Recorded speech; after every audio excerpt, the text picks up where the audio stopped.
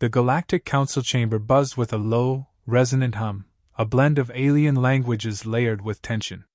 For the first time in centuries, the Council had convened an emergency session to discuss a singular, peculiar subject, Earth. Seated at the table were the galaxy's most advanced civilizations, each represented by beings so extraordinary in appearance that they could only be described as the products of nightmares, dreams, or the occasional acid trip. Tentacles, exoskeletons, pulsating light forms, and gaseous entities all shifted uneasily. Zorit, a towering insectoid with gleaming black carapace and multifaceted eyes, clicked its mandibles nervously. I have reviewed the transmission logs. The humans sent no invitation, no threat, no declaration of war.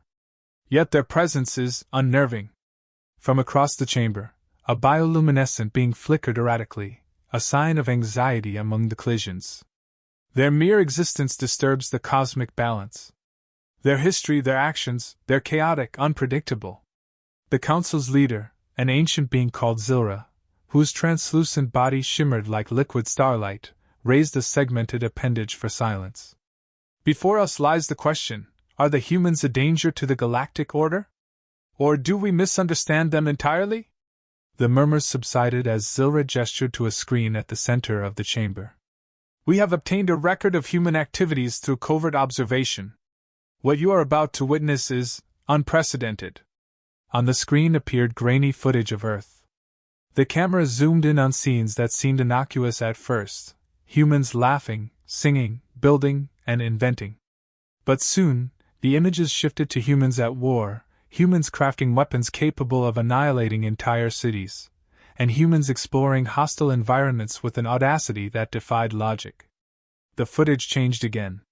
This time it focused on what was labeled sports. A particularly intense game of rugby unfolded, players slamming into one another with reckless abandon. Another clip showed humans cheering as they voluntarily jumped out of planes, only to deploy parachutes seconds before hitting the ground. The final segment highlighted a human calmly holding a venomous snake as if it were a house pet. The council chamber erupted in panic. Zorit's voice cut through the chaos. This species has a death wish.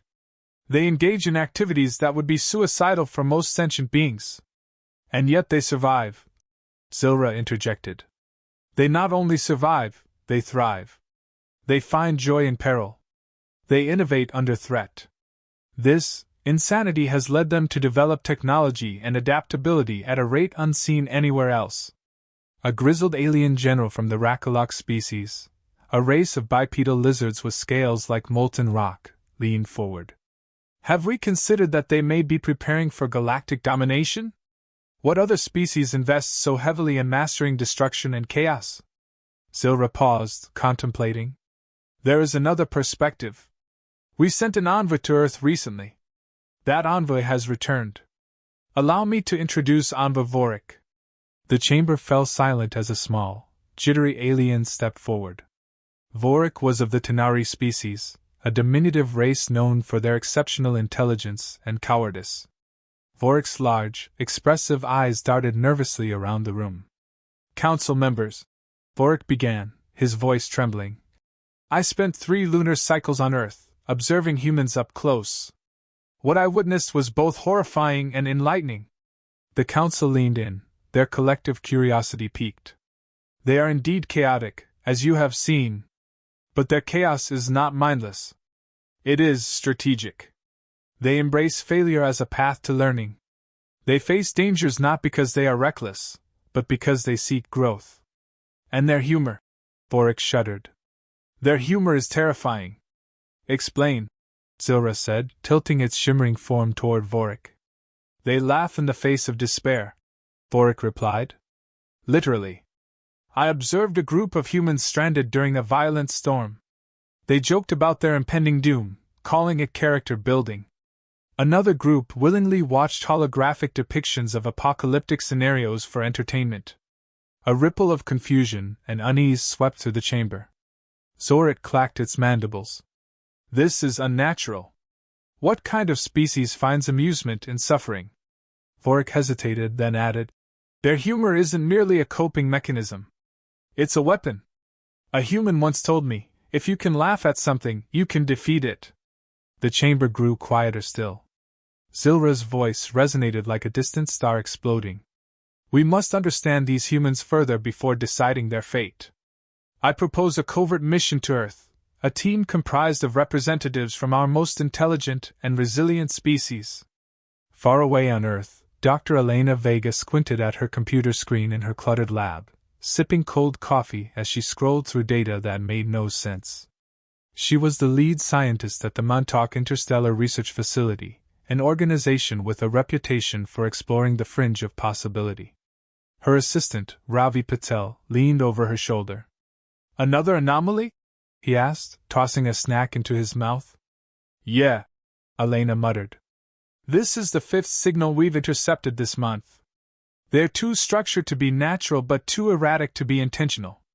It's almost like someone's trying to talk to us but doesn't know how? Ravi finished. Elena glanced at him, eyebrows raised. Exactly. What do we do? He asked, grinning. Send back a meme? Maybe a dancing cat gif? Elena smirked despite herself. If it's aliens, I doubt they'd understand our sense of humor. You're assuming they don't have one, Ravi said, leaning back in his chair. Maybe they'd find us hilarious. At that moment, Elena's computer screen flickered. A garbled image appeared, followed by distorted audio. The room filled with a cacophony of clicking, buzzing, and high-pitched tones. Ravi froze. Is that? It's a message, Elena whispered, her heart racing. From out there. The screen cleared slightly, and for a brief moment, a figure appeared, alien, but distinctly intelligent. Then it vanished, leaving only static. Holy crap, Ravi breathed. We just made first contact. No, Elena said, standing abruptly. They made contact with us. Unbeknownst to them, far above Earth's atmosphere, a small alien craft hovered, its crew watching the humans through advanced surveillance equipment. Among the crew was Vorik, who now served as the mission's reluctant guide. Beside him stood Zorit, Zilra, and a Clysian diplomat named Ilk. They've detected us, Zorit hissed, its mandibles clicking in agitation. Humans are more perceptive than we anticipated, Ilk said, its light form pulsing faintly. What do we do? Vorik swallowed hard. We observe. And pray they don't notice us further. Back on Earth, Elena and Ravi stared at the static-filled screen. If they're out there, Ravi said, what do we do next? Elena's eyes gleamed with determination. We show them who we are. All of it, the good, the bad, and the ridiculous. Ravi grinned. You mean terrify them with our memes? Elena laughed, but her mind raced. She had no idea just how much the truth of Earth might terrify their galactic visitors, or what kind of chaos that terror might unleash. The Montauk Interstellar Research Facility was in chaos. Since intercepting the alien transmission, every department had mobilized to prepare for humanity's first verified encounter with extraterrestrial intelligence.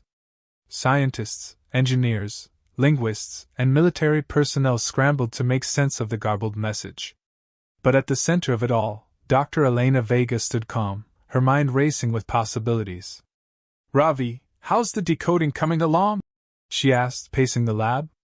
Ravi, hunched over a workstation cluttered with monitors and printouts, gestured vaguely. I'm running the signal through every algorithm we've got, but nothing sticks. It's like trying to unscramble eggs. Try harder, Elena said. If we can figure out how they're communicating, we might be able to send something back. I'm on it, boss, Ravi replied, his fingers flying over the keyboard. But honestly, if they're watching us right now, they're probably questioning our entire existence. Unbeknownst to them, that was precisely what the Galactic Council's covert team was doing. On board their cloaked observation vessel, the alien delegation scrutinized Earth's broadcast signals, cultural artifacts, and daily activities. The scenes that unfolded before them were baffling, horrifying, and, at times, hilariously incomprehensible. Why are they throwing objects at each other while laughing? Zorit asked, pointing to footage of a pie fight from an old sitcom. Vorik fidgeted. It's called humor. Humans use it to build bonds and reduce tension. Reduce tension? Ilk, the collision, pulsed a confused shade of violet. It looks violent. It often is, Vorik admitted, wincing as the screen shifted to a highlight reel of humans engaging in extreme sports. But their violence isn't always malicious. They seem to derive pleasure from controlled chaos. Zorit's mandibles clacked in frustration. And their so-called sports? What possible purpose do they serve? Competition, Vorik explained. Humans are driven to test themselves against each other. It's how they grow stronger. That's absurd, Zorit said. Strength should be a matter of survival, not play. As the aliens continued to observe, their confusion deepened. They watched a cooking show where contestants raced against a timer to prepare complex meals. They analyzed news broadcasts filled with political arguments and scandals. They tuned into a reality TV show where humans competed for fame by performing increasingly ridiculous stunts. The more they saw, the less sense it all made. What's this now? Ilk asked as the screen displayed footage of a rock concert. The camera panned over a sea of humans jumping, shouting, and waving their hands in the air. Music, Vorik replied. Another form of bonding. They look like they're worshipping something, Ilk said, its light dimming in bewilderment. Sometimes they are, Vorik admitted. But mostly, they're just enjoying themselves. The council's representatives exchanged uneasy glances, or their species equivalent. These creatures didn't just survive chaos, they reveled in it. The realization sent shivers through even the most hardened delegates. We need to make contact, Zorit declared. If we don't understand their motives soon, we risk misinterpreting their intentions. Vorik's eyes widened in panic. You mean, go down there? To the surface? Yes, Zorit said firmly. We must observe them up close. Meanwhile, back at Montauk, Ravi let out a triumphant yell. I've got something! Elena rushed over to his station. What is it? I isolated a pattern in the transmission, Ravi explained, pointing to a series of symbols on the screen. It's not a language, exactly, it's more like a mathematical sequence. I think they're trying to establish a baseline for communication. Can we respond? Elena asked. Maybe, Ravi said. But it's risky. If we misinterpret their intentions, we could accidentally provoke them. Elena frowned, considering the implications. Do it. But keep it simple. Let's show them we're listening. Ravi nodded and began crafting a response. He used a sequence of pulses and tones designed to mimic the alien signal, then added a universal constant, the Fibonacci sequence. As the signal was transmitted into space, Elena and Ravi held their breath. For a long moment, nothing happened. Then, the lab's monitors flickered to life. A new signal had arrived, this time, clearer than before. It wasn't a message, exactly, but an image, a swirling spiral, unmistakably representing the Fibonacci sequence. They got it! Ravi exclaimed, grinning from ear to ear. Elena felt a surge of exhilaration. We've opened a dialogue. On board the alien vessel, chaos erupted as the humans' response came through. They're sending signals back, Ilk said, glowing brighter. They've deciphered our transmission. Zorit's mandibles clicked in alarm. Impossible. How could they adapt so quickly? They're humans, Vorik muttered, his voice tinged with resignation. Quick adaptation is what they do. The council team watched the human signal replayed on their monitors. It was simple yet elegant, an unmistakable sign of intelligence. For the first time, the delegation felt a flicker of respect and fear. We need to proceed with caution, Ilk said. These creatures are far more capable than we anticipated. Vorik hesitated before speaking. I suggest we observe them directly. Their response shows they're open to communication, but their unpredictability makes them dangerous. Zorit growled. If we wait too long, they could perceive us as a threat. We must act now. Against his better judgment, Vorik found himself leading the mission to Earth. Clad in cloaking devices that rendered them invisible to the human eye, the alien delegation descended to the surface. Their target, the Montauk Interstellar Research Facility. Elena was reviewing the latest signal when the lab's lights flickered. She looked up, her brow furrowed. "Ravi, did you see that?" "Probably just a power surge," Ravi replied, but his voice lacked conviction. Elena's unease grew. "Check the security feeds." Ravi pulled up the live footage on his monitor. At first, everything seemed normal. Then, in the corner of the screen, a shadow shifted, a shadow with no apparent source. "Did you see that?" Ravi whispered, his face pale. Elena's heart pounded. "We're not alone." In the shadows of the lab, the cloaked alien delegation watched the humans intently. Zorit's multifaceted eyes scanned the equipment, while Ilk's light form flickered nervously. Vorik stood frozen, his instincts screaming at him to flee. "They're smaller than I expected," Zorit observed, its voice barely audible. "Don't underestimate them," Vorik whispered. "They've been known to outwit larger predators." Suddenly, Elena turned toward the spot where the aliens were hiding. Though she couldn't see them, she could feel their presence. "Who's there?" she demanded, her voice steady despite her fear. The delegation froze. For a moment, the room was silent. Then, with a burst of courage, or perhaps recklessness, Elena reached for a nearby device and activated an infrared scanner.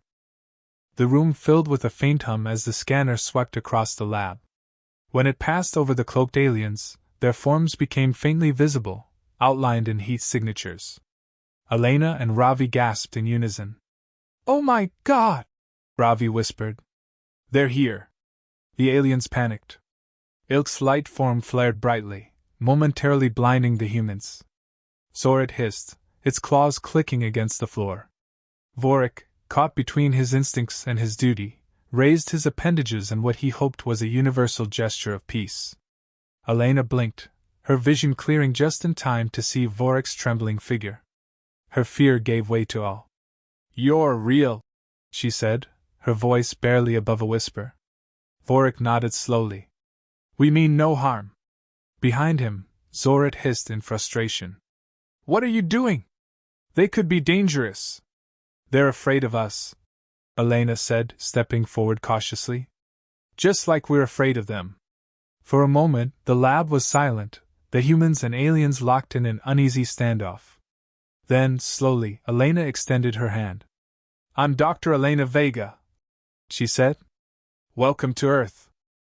The room was thick with tension, the air practically humming with the unspoken fears and calculations of both parties. For a long moment, no one moved. Dr. Elena Vega stood with her hand outstretched toward Vorik, her eyes wide with a mixture of awe and determination. Ravi hovered behind her, his fingers twitching as if he might bolt at the slightest provocation. On the other side of the invisible line drawn in the lab, Vorik hesitated, his small frame trembling. The alien delegation watched him intently, their collective unease crackling like static electricity. Then, in a move that defied centuries of Galactic Council training, Vorik extended one of his spindly appendages. With a tentative, almost childlike motion, he touched Elena's hand. "Vorik," he said, his voice soft but clear. "Envoy of the Galactic Council." Elena's lips parted in a stunned smile. "You speak our language?" "No," Vorik replied, tilting his head. "But we have studied your communication patterns. This is an approximation." Behind him, Zorit bristled, its towering insected frame casting jagged shadows on the lab walls. "Vorik, what are you doing? This is highly irregular." "They are not attacking us," Vorik said, his voice trembling but firm. "We owe them the same courtesy." Zorit's mandibles clicked in frustration. "These creatures thrive on chaos. Courtesy may be our undoing." Elena lowered her hand slowly, her mind racing. "You're afraid of us," she said, her voice measured. "Why?" "We have studied your broadcasts, your history," Vorik admitted. "Your species is unprecedented. You turn conflict into progress. You treat danger as an invitation. Your humor, your violence, your resilience, they defy logic." Elena exchanged a glance with Ravi, who gave her a shaky nod. We're not as reckless as we seem, she said carefully. Most of us just want to understand the universe. To connect. Connect? Zorit hissed, its multifaceted eyes glinting. Your species connects by obliterating obstacles. That's not fair, Ravi interjected, his voice cracking slightly. Yeah, we've messed up plenty, but we've done incredible things too. We've cured diseases, explored space, created art, and weaponized the atom. Zorit interrupted, its tone dripping with disdain. You build tools of destruction even as you claim to seek peace. Ravi faltered, but Elena stepped forward. We're complicated, she said, locking eyes, or their equivalent, with Zorit. We've made mistakes. But we learn from them. That's what makes us strong. Zorit began to retort, but Ilk's luminous form pulsed brightly, cutting through the tension. Enough, Ilk said, its voice resonating like a choir. We are here to observe, not pass judgment. The room fell silent again, but the quiet was short-lived. A high-pitched alarm blared from one of the lab's consoles, and Elena spun toward the sound. What now? Ravi groaned, rushing to the monitor. Elena's heart sank as she read the data scrolling across the screen. Something's entering the atmosphere, she said. Fast. Is it one of yours? Ravi asked, glancing at the aliens. Zorit tilted its head. We have no reinforcements scheduled. That's not comforting, Ravi muttered. Elena's fingers danced over the keyboard, pulling up visuals from Earth's orbital satellites. The feed showed a glowing object streaking through the sky, leaving a fiery trail in its wake. It's too big to be a meteor, she said. And its trajectory isn't natural. Vorik stepped forward, his trembling replaced by a grim determination. That is not one of ours, he said. It may be a threat. The lab shook violently as the object struck the ground somewhere nearby, the tremor knocking over equipment and sending papers flying. Elena steadied herself against the table, her mind racing. Where did it land? Less than 5 kilometers away, Ravi said, scanning the data. Looks like an abandoned industrial site. Zorit's mandibles clicked rapidly. We must investigate. If this is another faction, it could destabilize everything. Elena nodded. Agreed. But you'll need our help. This is our planet. Zorit looked as if it wanted to argue, but Vorik raised a hand. She's right. We need their knowledge of the terrain. I can't believe this is happening, Ravi muttered as the group began preparing to leave. Welcome to First Contact, Elena said, her voice dry but laced with determination. The industrial site was a desolate expanse of rusted metal and crumbling concrete, bathed in the eerie glow of moonlight. Smoke and steam hissed from the crater where the mysterious object had landed. The air was thick with the acrid stench of burning materials, and the faint hum of alien energy pulsed like a heartbeat. The group approached cautiously, their collective unease palpable. Elena led the way, armed with a portable scanning device. Behind her, Ravi carried a makeshift kit of tools and a flashlight. The aliens moved silently, their advanced cloaking devices blending them seamlessly into the shadows. What are we even looking for? Ravi whispered. Anything that doesn't belong, Elena replied, her voice tight. As they reached the edge of the crater, the source of the disturbance became clear. A sleek, angular craft rested at the center, its surface glinting with an otherworldly sheen. Strange markings etched into its hull pulsed faintly with light. That's not one of ours, Vorik said, his voice trembling again. No kidding, Ravi muttered. Before anyone could respond, the craft emitted a low, resonant hum. Panels along its side began to shift, unfolding like a flower made of metal. A ramp extended from its base, and a figure emerged.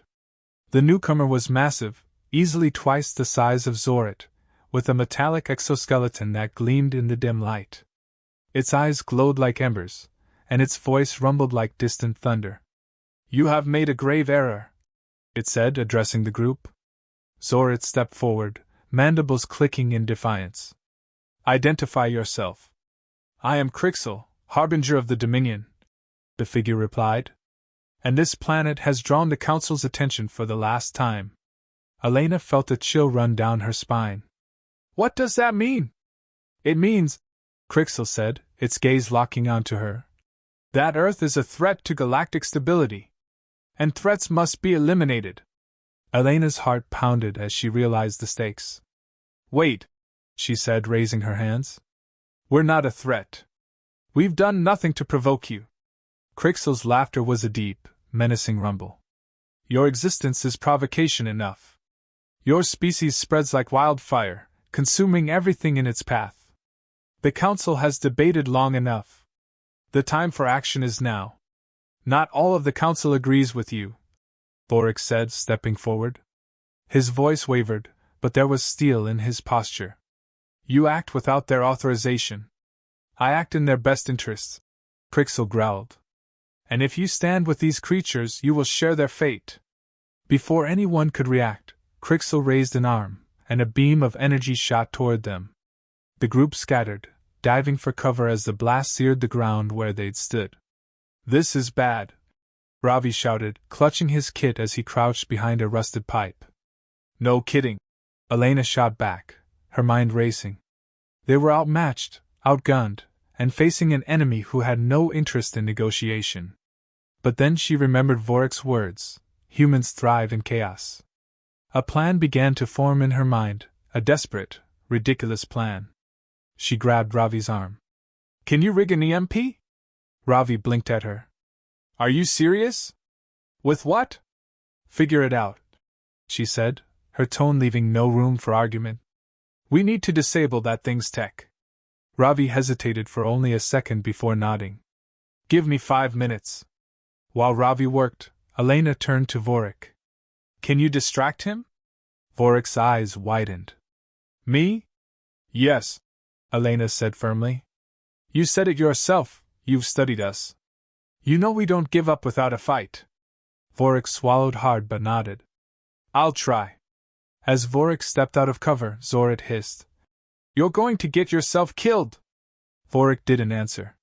He squared his shoulders and called out to Crixel. You are making a mistake. The Council will not support this. Crixel turned, his glowing eyes narrowing. The Council is weak. I do what must be done. That's what you think, Vorik said, his voice growing stronger. But these humans, they're stronger than you realize. Crixel laughed again, the sound echoing ominously. And how will they stop me? Vorik hesitated for only a moment before replying. With their unpredictability. At that moment, Ravi finished assembling the makeshift EMP. Done! He hissed, shoving the device into Elena's hands. It's not much, but it should fry his systems for a few seconds. That's all we need, Elena said. She aimed the device at Crixel's craft and activated it. A sharp pulse of energy rippled through the air, and Crixel's glowing eyes flickered. His exoskeleton spasmed, and the craft behind him went dark. Now! Elena shouted, rallying the group. With a burst of adrenaline-fueled courage, humans and aliens alike charged at Crixel. It wasn't strength or advanced technology that won the day, it was sheer audacity, the kind of reckless determination only humans could muster. Crixel, disoriented and overwhelmed, retreated to his craft, which sputtered back to life just enough for him to escape. As the craft vanished into the sky, Elena collapsed to her knees, gasping for breath. Ravi let out a shaky laugh. We're still alive. Zorit looked at her with something resembling respect. You humans are terrifying. Elena managed a tired grin. Welcome to Earth. The morning after the confrontation with Crixel was anything but calm. The Montauk Interstellar Research Facility had been transformed into a hive of activity, its staff oscillating between exhilaration and panic. The presence of alien visitors, the near destruction of Earth by an intergalactic zealot, and the successful defense of the planet had all occurred within a span of hours, leaving everyone scrambling to make sense of what had happened. Dr. Elena Vega stood in the middle of the chaos, a mug of cold coffee in her hand and dark circles under her eyes. Despite her exhaustion, her mind was sharp. She had spent the better part of the night coordinating with Ravi, her team, and, most surprisingly, the alien delegation. They were still in her lab, their forms awkwardly perched among the clutter of human technology. Vorik sat on a stool, visibly shaken but more resolute than he had been the day before. Zorit loomed nearby, its multifaceted eyes scanning the room with a mixture of irritation and intrigue.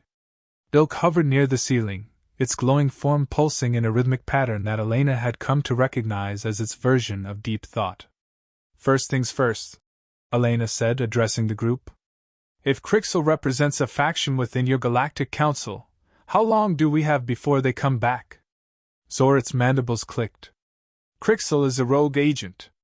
His actions were unauthorized, but his ideology is not unique. Many in the Council believe Earth is too dangerous to be left unchecked." Ravi, sitting cross-legged on the floor as he tinkered with a charged circuit board, looked up. "What's their plan, then? Wipe us out before we can become a bigger threat?"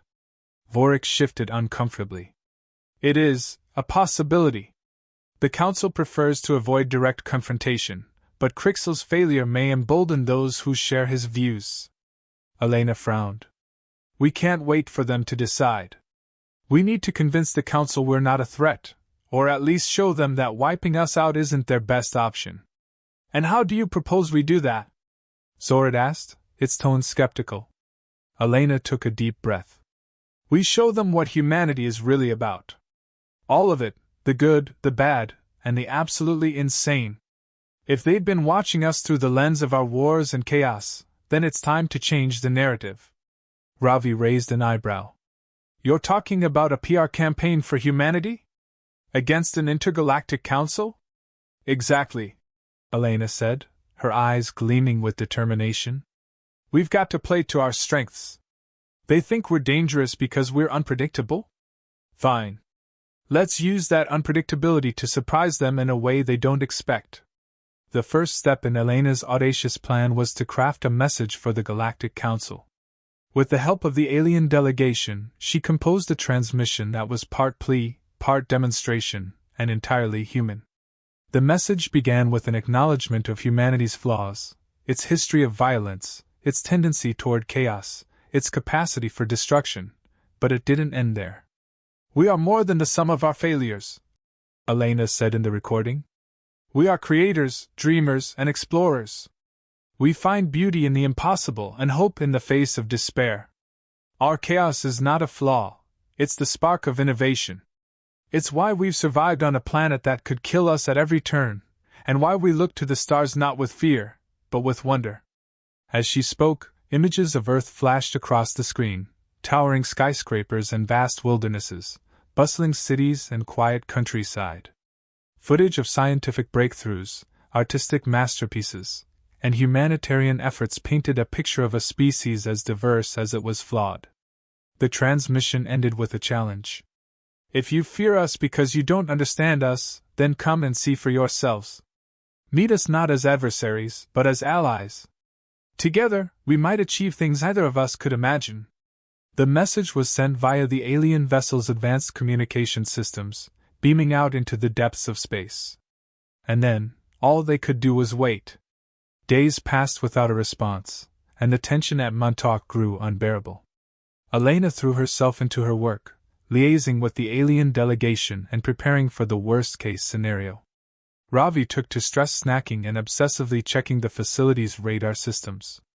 Even the aliens seemed on edge, their usual aloofness replaced by an air of quiet apprehension. Then, one morning, the facility's alarms blared. "They're here!"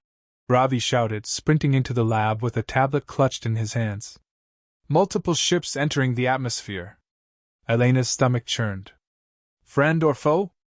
"Unknown," Ravi said, his voice tight. "But they're big. Like city block in the sky big." The alien delegation exchanged uneasy glances. "That would be the Council," Vorik said. "They rarely travel in such numbers unless the stakes are high." Elena straightened, her resolve hardening. "Then let's meet them." The landing site chosen by the Council's fleet was an open desert far from any human settlements. Elena, Ravi, and the alien delegation arrived in a heavily modified military transport, its exterior festooned with sensors and broadcast equipment. As they approached, They saw the towering forms of the Council's ships, sleek, angular behemoths that seemed to defy gravity itself. A shimmering portal opened at the base of the central ship, and a procession of alien figures emerged. At their center was Zilra, the Council leader, its translucent, star-like body glowing with an intensity that made it hard to look at directly. Elena stepped forward, her heart pounding. She was acutely aware of how small she seemed in the presence of such beings, but she forced herself to stand tall. "Council members," she began, her voice steady. "Thank you for coming." Zilra regarded her with an unreadable expression, or the closest thing to an expression its ethereal form could manage. "Dr. Vega," it said, its voice resonating like a symphony, "your message was compelling. But it does not erase the concerns we have about your species. We don't expect you to trust us immediately," Elena said. "But we do ask for the chance to prove ourselves. Let us show you what we can offer, not just as a species, but as potential allies." Zilra paused, its glow dimming slightly. "And if we decide you are too dangerous to exist?" Elena swallowed hard. "Then we'll fight. Not because we want to, but because we have to. Survival is in our nature." The Council delegation murmured among themselves, their voices a mixture of tones and frequencies. Finally, Zilra raised a segmented appendage for silence. "Very well. Show us what you wish us to see." Over the next week, the Council representatives were taken on a whirlwind tour of Earth, guided by Elena, Ravi, and the alien delegation. They saw humanity at its best and worst: sprawling urban centers and untouched wilderness, cutting-edge technology and ancient traditions, acts of kindness and moments of conflict. The Council members watched humans solve problems with ingenuity, adapt to challenges with resilience, and celebrate life with joy and humor. They saw a species that embraced chaos not as a force to be feared, but as a catalyst for growth. And they began to understand. When the Council reconvened aboard their flagship, the atmosphere was tense. Elena and her team were invited to witness the proceedings, their fate hanging in the balance. The debate was heated, with some Council members arguing that humanity's unpredictability made them a danger to the galaxy, while others saw their potential as a valuable asset. Finally, Zilra spoke. "The humans are unlike any species we have encountered. Their capacity for destruction is matched only by their capacity for creation. To destroy them would be to destroy a force of nature itself." The chamber fell silent. "It is the decision of this Council," Zilra continued, "that Earth will not be annihilated. Instead, we will offer them the chance to join the galactic community. Under our guidance, they may yet become an ally rather than a threat." Elena exhaled the breath she hadn't realized she was holding. Beside her, Ravi let out a shaky laugh. "We did it." But Elena knew this was only the beginning. Humanity had been given a chance, but the responsibility to prove they were worthy of it lay ahead. She turned to Vorik and the others, a determined smile on her face. "Welcome to the adventure," she said.